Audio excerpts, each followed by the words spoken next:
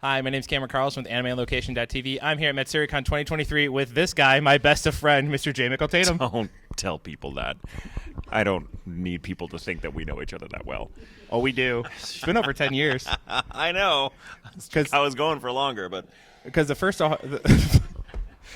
first time I met you was at OhioCon 2009, and you gave me a big hug because I ran your autograph lines, and you had just barely started doing the industry.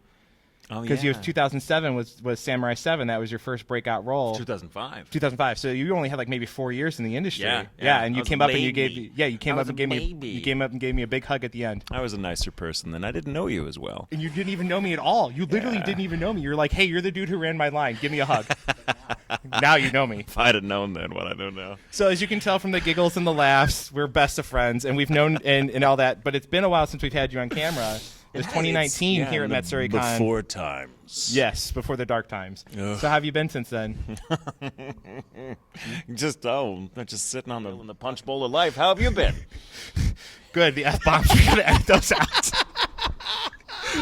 Alrighty. Life has been life. Exactly. It's what it's been. And speaking of life, one of the big moves was last time we talked to Brandon about this, but we haven't had you on camera. You guys got to move to LA. How's it been? We got to move to LA. Yeah, they let us in somehow. It's quite a change, being a Texas boy and moving out to the West Coast is crazy. It's amazing how far away LA is from everywhere else in the world. The work has been great out there, though. There's a lot of wonderful opportunities out there that you can only come by if you're local, right. And so it's been a very smart move. But man, as a boy from small town Texas, it has been quite the adjustment. Well, I've never lived somewhere where there's just so many people all the time, Cameron. I don't know how to do it. Well, you lived in Dallas for quite a long time, though, Not too. even comparable. Really? That's like saying because I've driven an SUV that I can fly a helicopter. So LA is a whole different beast of a city. 100%. It's so strange. I mean, there's things about it I love. There's things about it I don't love. But it's any city. It's got its own personality. But it's there's so many people. I don't know where they come from. I didn't know there were this many people in the world, let alone in one place. Well, I mean, they're pretty much merging with San Diego at this point. So, yeah. It feels like it. Yeah. But yeah, don't do it. Don't go to LA. Well, speaking of, we don't need more people. Also, please, just don't move anywhere near me. Well, that's true too. I'll find you. So, the best part about moving out to LA, though, is you got to work on this huge project with a lot of talented people called Star Wars Jedi Survivor. The best part that I loved was on social media, you posted about the fact you got your own lightsaber, you got to play the game. How much fun was it that they were like, hey, you're just a voice actor, but we love you so much, here you go. I know one of the writers on the game rather well. Oh, okay. Who worked on the Borderlands franchise. Yay! Back in the Gearbox in Dallas, and he moved to LA to work on Jedi, and I knew him from the Borderlands days, and that's kind of how I got in. Yeah. True story. I didn't know what I was working on the day I went in. They often don't. Well, tell yeah, you, they or don't they'll tell give you because a code name. yeah. It was an incredible session, and I had so much fun. And I did not expect to get a lightsaber out of it. And when that happened, I was like, oh my god. Yeah. So yeah, I'm so proud. I'm so happy to have gotten to be part of that. No, I mean, let's see. You were probably about 5-6 years old when the very first film came out, because you're give or take 77, right? 77. So I was 1 year. Okay, so Yeah, screw you, Cameron. All right. So our acquaintance was working out again. It's an inside joke. Now we're gonna keep going. A great series to be announced and getting a new season was Black Butler. How is it to be potentially coming back as Sebastian? It's really cool. I hope I get to. I hope they ask me. Nothing's in stone. You never know. Yeah, I mean, we obviously know that it got announced, but we have to still go through proper casting, directing, signing contracts. Sure. And I hope to. It's always fun to revisit characters, especially like ones that you've been with for a long time. I mean, he's probably one of the most characters you're synonymous for, actually. Oh, yeah, I mean, like in terms of characters, and he's vocally so easy to do. Like, well, you slip into it. There's no screaming. It's so I feel like I'd be able to do that voice into my 90s. So when there's Black Butler season 20, hopefully they'll still wheel me out to do it. But yeah, it's super fun. I'm looking forward to it. I didn't expect it. But it feels like every few years there's a little more Black Butler. Just when I thought I was out, they pulled me back in. So a really fun, spooky thing that you guys get to do with Jamie Marquis is School Intentions. Yeah. I haven't seen too much recently. Are you guys still doing that? Not really. Sadly, Okay. we love doing it so much that we didn't want to half-ass it. And, Okay. When both of us just became, after I moved to LA, and she now writes for Gearbox. Okay.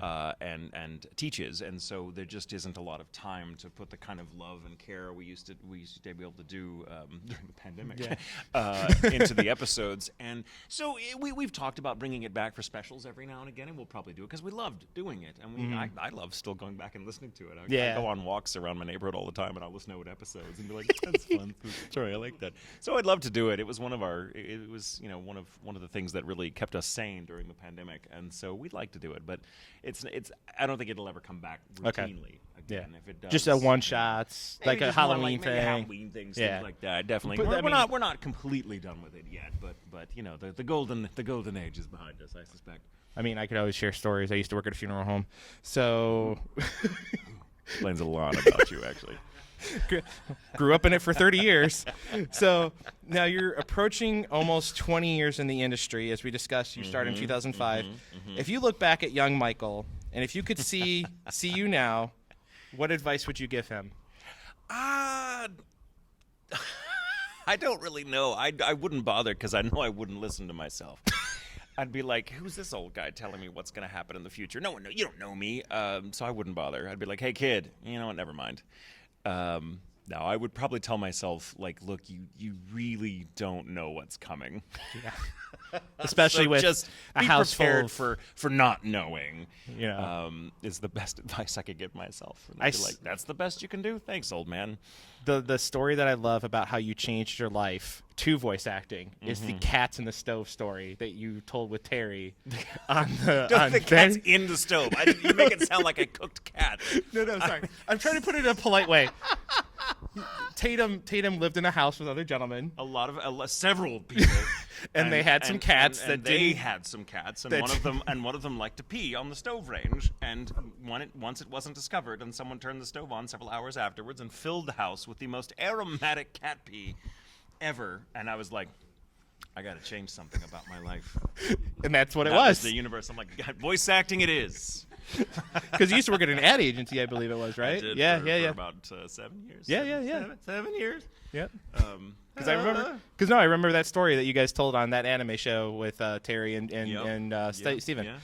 Yep. So since last time we talked, my favorite game of all time is that you worked on was the Borderlands stuff. Borderlands 3 has come out. You've done some more stuff with Gearbox, especially the DLC where you and David Wald become husbands. Love, guns, and tentacles. Exactly. Yes. That was, oh my God, I love that one so much. Anytime I get to work with Gearbox, and especially if it's David Wald. Well, the best part is David. The fun part is I'm actually going back right now. Funny you speak of that. The funny part is I'm going back right now rewatching Haiku. Oh yeah. Because I have the 4th season on DVD, Blu-ray, and I wanted to watch all of it, so I got, when I started season 4, I was like, okay, which character's who? Like, but have you met David yet? No. Oh, you'll love him. He's one of my favorite people on the planet. I know he's a great human being. Yeah. I've heard nothing but really blessing stories about him. He's a good guy. So anyway, speaking about Gearbox, how much fun was it to work with him? Playing off. Well, I know you don't play specifically in the booth, right? But you like if he recorded lines. Sometimes we do. Like the scene where they finally get hitched in the game was mocap. Oh, really? You guys get the mocap back? And yeah, it was really cool. Little known secret, and super fun. And I love working with David because he's so incredibly talented. But that guy, he's my backup husband. Sorry, you're out of the running, Cameron. I am. I mean, I'm fourth place now. Yeah, sure. But yeah, David Wald is such a genuinely kind and fun person, and it's not fair that he's also that freaking talented. It kind of I know. But he is so great as Jacobs, and I love their story. And I just love being gay with David Wald. What more could I want out of life? I don't know, but either way, I love the game. I'm glad you're able to come back as Sir Hammerlock, and I love his just foppy British that you do with him. I adore that Gearbox was like in that Joel. That you got to play with Joel again in the booth after he had left. Funimation / Crunchy, and now he's over there at Gearbox being the VO director. I mean, I don't think there had been a better team up of a person to come in and start playing in that game world. Yeah, it's wonderful. It's such a great studio to work with too. Gearbox is just it's a giant treehouse. Yeah. So, I mean, it just makes it so much fun. So real quick, we want to just get this out there real quick. We know that when you have projects, you really can't talk about them, so we're not going to really kind of go over that because you sometimes like, nope. yeah, exactly. So Nope. other than business stuff, and we love having you. Where can we follow you online? I know that social media is kind of hit or miss with you. I mean, Yeah, and everyone said you follow my husband. He knows where I am. Okay, so we'll follow Brandon McKennis. Yeah, follow Brandon McKennis. He'll get a hold of me for and you. he'll let us know. And anyways, other than following Brandon and following you at the same time, what message would you love to give the fans, with me and other people who've been keeping up with you for almost 20 plus years? What are you doing with your life? Why? Why? Get a hobby. No, thank you guys. Really, sincerely. Like, you guys are the reason I have a career, and it's so wonderful to have so much support. Like, it's not something actors ever expect. And so you guys have kept me nicely sane in a very insane business for 20 years now. So freaking thank you. You guys are awesome. What's the phrase I used to say? Like, without you guys, I'm just a crazy guy in a padded room making funny voices, which I'd be doing anyway. But thank you for helping me make a living at it. That is exactly your outro from several times. Yeah. I got to get new material, Cameron, but fair, so do you. True enough.